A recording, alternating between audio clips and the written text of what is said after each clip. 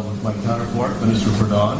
I expect that in the very near future we're going to have some new energy deals. Yeah. And so far, Sounds nice. Sounds like a Trump rally, actually. We're actually saying hello to the embassy people as soon as we finish. Mr. I'll just end with this. In the last 2 years, we've seen a remarkable uptick in the purchases of U.S. oil and gas by India. And when the president was elected in 2017, that number was approximately 25,000 barrels per day of crude oil. It is now over 250,000 barrels per day, a tenfold increase. And we expect it to get better from here. It's going up very, very rapidly. Thank you very much, Dan. Really great job. Where is Robert? Yes, please. I need to hear why some of these companies have decided to invest in the United States to make big manufacturing. Okay, good. Would anybody like to say? Go ahead, please. Mr. President, I'm Chandrasekhar, representing Tata Group. Yep. Let me start by following instructions. Thank you, Mr. President. Thank you for making a picture. Good. And our group has 10 different companies in the United States. We have annual revenues of close to $22 billion, and we have manufacturing plants in Great job, yeah. And then we have a chemicals plant in Wyoming, and we employ about 42,000 people. And your tax reforms is exceptionally very, very good. So which to you was more important, the tax cuts, we did massive tax cuts, or the regulation cuts? Because I've had a lot of people in your positions running the biggest companies in the world saying the tax cuts were very important, but the regulation cuts may have been more important. The regulation cuts are more important not to start new businesses. Right. For example, as new business, we have some issues which we represented that have been resolved now. And we run a very large IT company as well in the United States. And we are building skills. We are trying to work with Ivanka. Right. We want to try and skill 1 million people in the United States. Oh, that's fantastic. Thank you. That's great. We are deeply engaged. I heard that you were doing that, and I really appreciate it, and Ivanka appreciates it. And, you know, she started off, she wanted to get 500,000 people jobs. And if you know her, within about 2 weeks, she had that one done. And I think you're up to over 15 million people being trained by great companies, some great companies. Walmart was very much instrumental in some of the companies in this room. Yeah, they've done a great. So it's up to 15. And I don't think government could teach jobs like that. In other words, you teach something and it's complex stuff. Government is not equipped to do that. We could put all the money we want into government to do it, and they're just not equipped to do it. So thank you very much. That's fantastic. Great story. Thank you. Yes, sir. Mr. President, you talked about regulations, so I do want to confirm that in 2017, we put up the first automotive assembly plant in Southeast Michigan in 25 years. Right, that's right. Making off-road utility vehicles. And the speed with which we could set up the company, get operations going, we have not experienced anywhere in the world. So we've invested about $1 billion, and right now we're in the shortlist of the bids for the United States Postal Service new delivery van, a decision which will come up by the end of the year. And if that comes through, we're going to very happily put in another $1 billion and employ about 2,000 people. Very good. You've done a great job. So when are the bids due? When are they due? We are told sometime around August. How many vans is it that you'd be making? About 180,000. Wow. That's a big business, isn't it? When we were told that, you know, the Postal Service vans are actually, they're the right-hand drive. Right, that's right. They're diesel. So guess who makes right-hand drive diesel vehicles? Well, that's all Indian automakers. Yeah. That's why we're bidding for it. Good. Well, good luck. That's great. That's good luck. Yes, sir, please. So my name is part of Yeah, it's good. We've invested almost $500 million in the pharmaceutical, very sophisticated things like nuclear medicine, allergy. We are present in 22 states with almost 2,000 people. And the other thing that we are doing is starting drug discovery in America for oncology. There's a biotech venture for new drugs, especially for therapy. Right, sure. There are very limited drugs available. Right. So my question to you is, mainly on the healthcare side, how do you see So for companies like ours, coming from India, Yeah. setting up manufacturing plants in the States. All right. Healthcare is very important to the Republican Party, I will tell you, and we haven't been talking about it. We've been doing. We got rid of the individual mandate, which was a disaster in Obamacare, which really ended Obamacare. We're now taking the shell of Obamacare and really running it well. I had a choice. I could run it well or I could run it poorly. Then everybody would be upset and they'd blame President Obama. We decided to run it well, but would like to terminate it and put in great health care. We can do that. When you look at single payer, when you look at what Bernie Sanders and others want to do for the Democrats, it will never work because they're never going to be able to do it. It's not going to work, number one. Number two, it's not going to be good, even if it did work. And it's totally unaffordable, which for you would be a big problem. And I happen to think I've been pretty good at markets. The fact that they are even looking like they're in the hunt, I think drives our stock market down. Now, when we win re-election, I think we will. When we win, I think the market's going to go up like it's going to be like a rocket ship, like last time, but even more so. I think the fact that the Democrats are so radical, so out of control, they honestly don't know what they're doing. You see what's happening.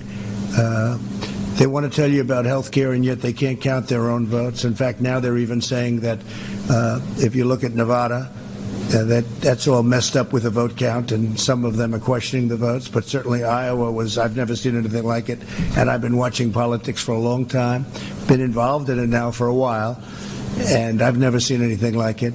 So, but I think the fact that there's an election coming up, I think, a lot of people think we're going to win the election. I feel we're going to win the election because what we've done for jobs and for the military, for the vets, what we've done for health care. What we've done for health care is incredible, including giving options to Obamacare at a far less cost, a cost that's much less. But if you look at all of the things that we've done, rebuilding our military, the biggest tax cuts in history, regulation cuts, that brought all you people. That's why you're in the United States. And then you're very happy and you're going in with more. But I think until the election is over, people are, and it's not just Bernie Sanders, it's others too. I think if people thought that there was a real chance of them getting it really is going to keep the market down. Now the market's been up 70, 80, 90%, depending on your definition of, you can look at about 16 different definitions, but the country's been incredible. It had one bad day, that was yesterday. Futures are up today a little bit. But if you look at what we've done in terms of the percentage, even taking 1,000 points off, the numbers are incredible. If the other side had gotten in, I think it would have been 50 or 60 points down from where it was. Because the big thing, again, these regulation cuts, they were going to put more regulations on you. You were being strangled. Whether it was Keystone Pipeline, Dakota Access Pipeline, 48,000 jobs between the two of them, so many other things. I mean, nothing was getting done. Nothing was going to be built. It would take you 20 years to get a highway approved, a small highway. It'd take you 20 years to get a roadway approved. And it was out of control. We have that way down. That number is way, way down. And they may not get approved because if it doesn't work from a safety standpoint or an environmental standpoint, we don't want to get it approved either. We're not going to let them have it approved. But it's going to end up taking 2 years, and we're trying to get it down to less than that. And if it doesn't work, at least you're going to find, how about working on something for 21 years and you find out that it just got rejected? So half of your working life, of course, nowadays with people retiring so early, it's more than half, right? But half of your working life, you're trying to get an approval. And then after 20 or 21 years, they reject you. We reject 3-2. That happens. That happens. So we've done a real job. But I think that, frankly, until the election is over, our market, it's phenomenal. But our market will jump thousands and thousands of points if I win. If I don't win, you're going to see a crash like you've never seen before. I really mean it, too. It's okay. Anybody else? Yes, sir, please. Thank you, Mr. President. I'm P.K. Goenka from Western Group. We have Great. invested around $400 million. Yeah. And we have around 1,500 jobs. I actually follow you guys, what you're investing. Thank you very much for clearing the Keystone Pipeline. Yep. That was a big thing. Immediately once you become the president. Right. And all the pipes are manufactured in the U.S. That's right. It's a big thing. That was one of the things I said, right? I put a little note in handwriting. You have to make the pipe in the USA, right? On the bottom. They said, sir, this will take 2 weeks to get. I said, no, it doesn't. You have to. Now, we had a little problem because they already bought the pipe, right? And that was a little bit, unfair to them, I thought. So we had to sort of let them do what they had to do. But they had bought much of the pipe. And Dakota Access Pipeline was already built, except for the one river area that I freed up for them. So it was great. Well, that's good. So is that what you do? Yeah, and we are really like at home, absolutely, and for all your expert and reforms, it's really a big thing. Thank you very much. It's very nice to say. I appreciate it. Thank you for the investment. Yes, sir, please. Mr. President, congratulations. You're doing an outstanding job in terms of developing the economy and the world too. My name is Mohan Reddy. I represent a company called Sai, a technology company, but more broad sense from the technology industry perspective. This industry has gone through a tremendous amount of transformation without making a large investment in the US, hiring a large hundreds of thousands of people right now. But we still have some challenges in terms of regulatory issues, especially administrative and legislative. Right, I know that, yeah. So we're actually looking to them. Well, we are. Now, some of the regulations have to go through what they call a statutory process, where you started to cut. We have the Secretary of Commerce here, and Wilbur knows exactly what this is all about.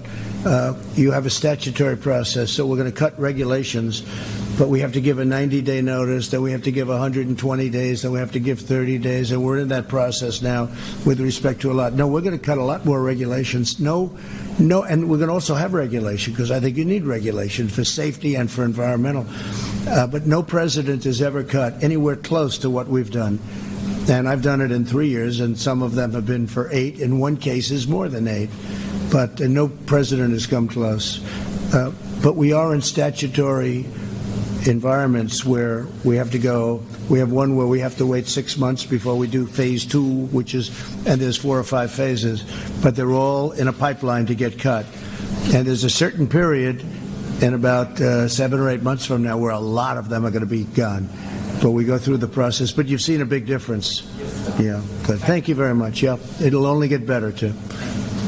Yes, sir, please. A warm welcome, President Trump. I'm Kate Ambani from Reliance Industries. Good. We are investor in the United States in the energy sector. Yeah, big one.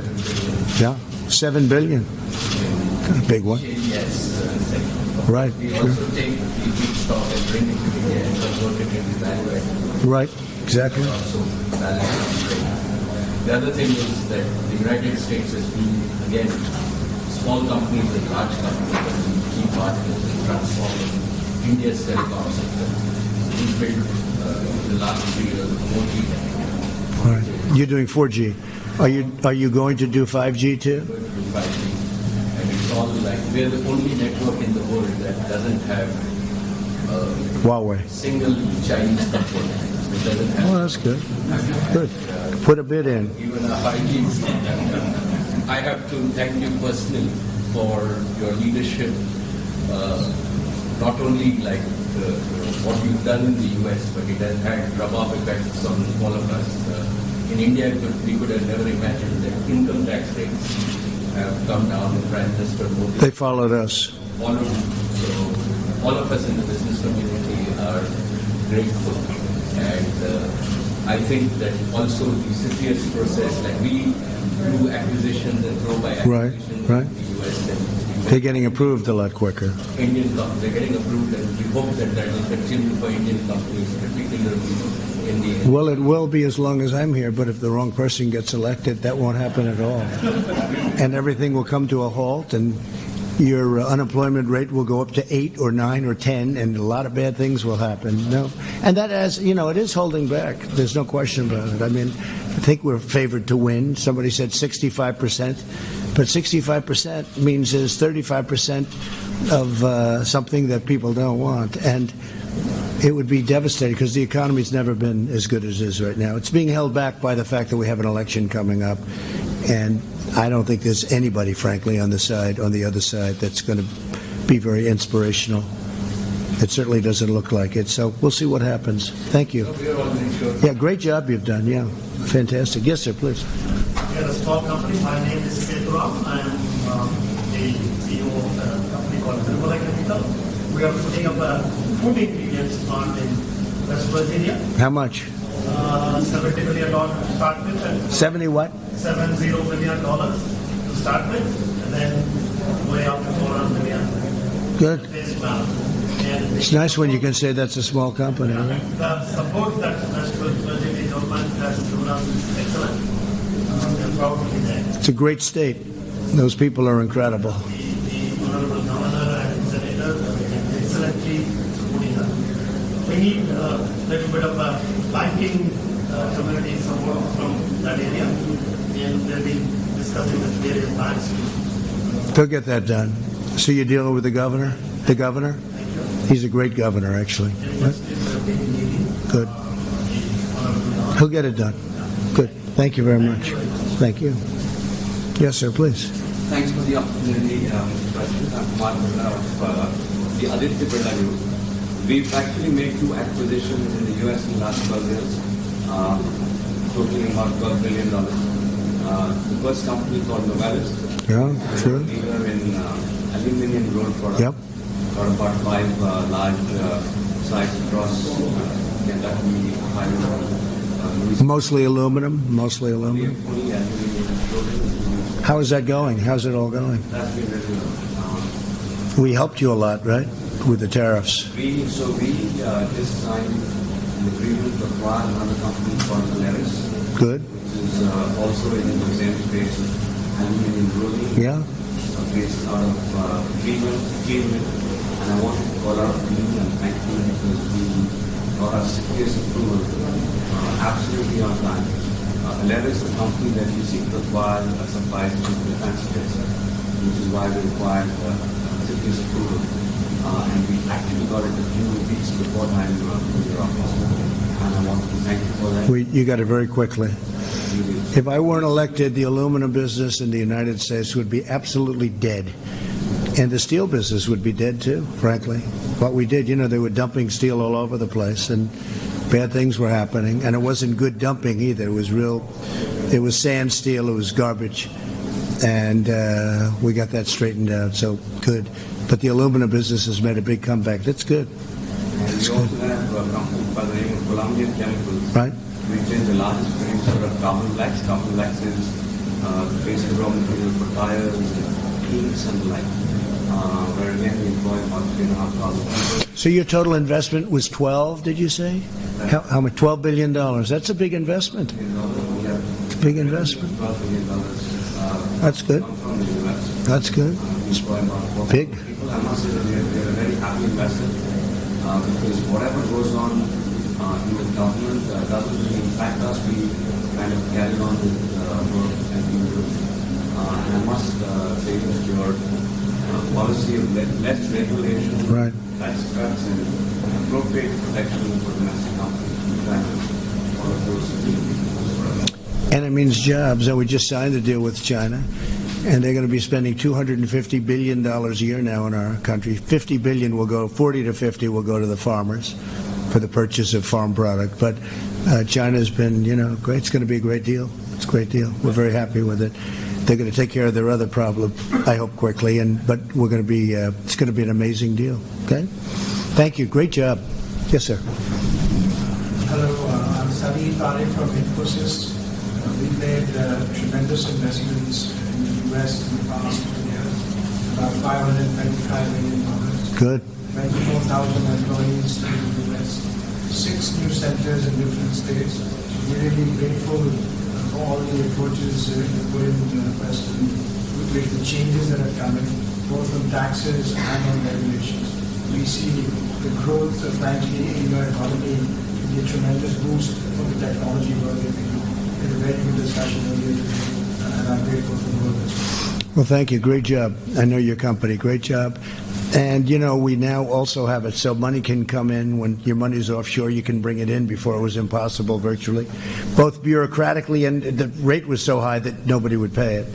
So nothing came in. Now we have billions and billions of dollars. Apple's bringing in $350 billion, and they're building plants. I just left one. They just opened one in Texas. I just left, and they're building another one. And a lot of things are happening. Great things. Thank you very much. Please. Thank you. My name is Amina Hamid and I'm from Stuttgart, that's India's largest firm. Yes. We invested over the decade in the United States to make up plants, and we're one of the lead suppliers to the vegetable program. Great job. I know what you've done. Great job. Thank you. So I want to thank you. Go ahead. Let's go. I was just going to say, get out of here, but everyone wants a question now, huh? There's a young, brilliant businessman. Go ahead. President Trump, thank you for the opportunity. I'm Ritesh. I run Oyo Hotels. It's a young startup. Good. In the last 6 years, we've grown to become a leading hotel chain worldwide. We came into the United States less than a year back. Our aspiration was across the U.S. there are lots of small hotels which can do with better technology, better investments, Sure. run by various communities across the country. In the last 8 months, every day we've opened one hotel in the United States. We now manage over 330 hotels, invested over $300 million in the U.S.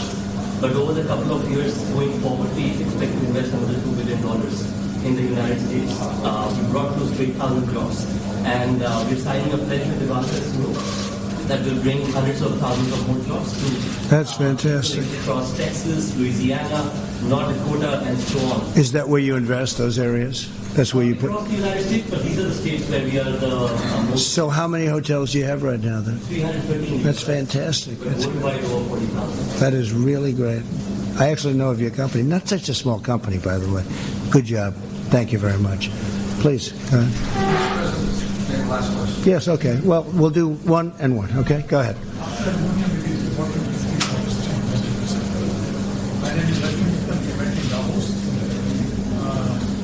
This one is a big one, right? This is a big guy. This is a big player. Go ahead. I know him very well. I've seen him on enough covers. I should know him, right? Go ahead. How's it going? Thank you, Mr. President. I know that since you became the president, you saved the steel industry in the United States. That's right. Has been the big lesson for the rest of the world. And how to support domestic manufacturing. And this is what we expect the other countries to learn. That they should support domestic manufacturing. Like China, they support domestic manufacturing to down to steel in the world. So we have to address China's overcapacity issue, but I don't think what you have done for the steel industry, what you have done for the tax reform, what you have done for regulations. I've never seen the extent of ease of doing the business what we experience in the United States anywhere else in the world. So I must congratulate you for creating an ease of business ecosystem. Yeah. And that is what you have brought to the country, and that is very important. As you know, 3 years ago, it was just the opposite. It was one of the worst countries to do business in. You couldn't get approvals. You couldn't get anything done. You were sued on for environmental reasons, not because of the environment, just because it was a way of stopping a project that would produce jobs. And I'm a big believer in the environment, and I want to take care of the environment, but they were just using the laws, and we don't let that happen anymore. But if it's something that is wrong, you know better than anybody, we stop them from doing it.